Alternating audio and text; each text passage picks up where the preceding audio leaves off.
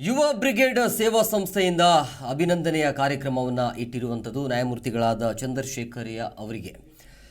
Karnataka high court ವಿಶ್ರಾಂತ ನ್ಯಾಯಮೂರ್ತಿ ಚಂದ್ರಶೇಖರಯ್ಯ ಜೀವಮಾನ ಸಾಧನೆಗಾಗಿ ಬೆಂಗಳೂರಿನಲ್ಲಿ ಅಭಿನಂದನಾ ಸಮಾರಂಭ ಹಮ್ಮಿಕೊಳ್ಳಲಾಗಿತ್ತು. ಬೆಂಗಳೂರಿನ ಅರಮನೆ ರಸ್ತೆಯ ಭಾರತ ಸ್ಕೌಟ್ಸ್ ಆ್ಯಂಡ್ ಗೈಡ್ಸ್ ಕೇಂದ್ರ ಕಚೇರಿಯ ಕೊಂಡಜ್ಜಿ ಬಸಪ್ಪ ಸಭಾಂಗಣದಲ್ಲಿ ಕಾರ್ಯಕ್ರಮ ನಡೆಯಿತು.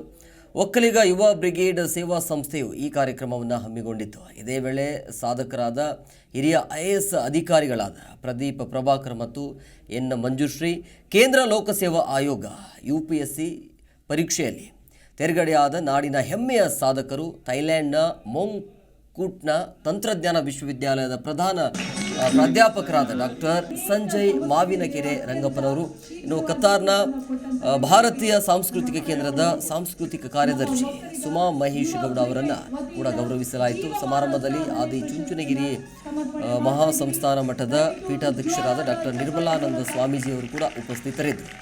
ಮಾಜಿ ಮುಖ್ಯಮಂತ್ರಿ DV ಸದಾನಂದಗೌಡ ಈ ಕಾರ್ಯಕ್ರಮದ ಅಧ್ಯಕ್ಷತೆಯನ್ನು ವಹಿಸಿದರು. ನಿಜಕ್ಕೂ ಕೂಡ ಒಂದು ಅವಿಸ್ಮರಣೀಯ ಕ್ಷಣದಲ್ಲಿ ನಾವಿದ್ದೀವಿ. ಈ ಕ್ಷಣವನ್ನ ಕಂಡುಕೊಳ್ತಾ ಇದ್ದೀವಿ.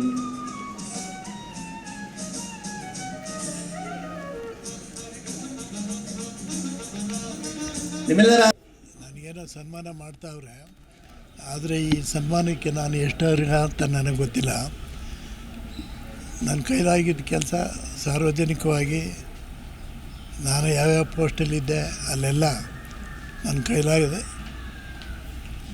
ಅದಷ್ಟು ಜನಗಳ ಸಹಾಯ ಮಾಡಲಿಕ್ಕೆ ಪ್ರಯತ್ನ ಮಾಡಿದ್ದೀನಿ. ಅದು ಬಿಟ್ಟರೆ ಇನ್ನೇನು ಹೇಳೋಕ್ಕಿಲ್ಲ, ಹೇಳೋದಿದೆ ಏನಿಲ್ಲ. ಕರ್ನಾಟಕದಲ್ಲಿ ಕರಪ್ಷನ್ ಕಡಿಮೆ ಆಗಬೇಕು, ಪರಿಸರ ಉಳಿಸ್ಬೇಕು, ಕಾಡು ಬೆಳೆಸ್ಬೇಕು. ಕಾಡು ಬೆಳೆದ್ರೆ ಮಳೆ ಬೀಳ್ತದೆ. ರೈತರು ಉದ್ಧಾರ ಆಗಬೇಕು ಅಂತ ಅಂದರೆ ಕಾಡು ಬೆಳೆಸ್ಬೇಕು. ಹೀಗಾಗಿ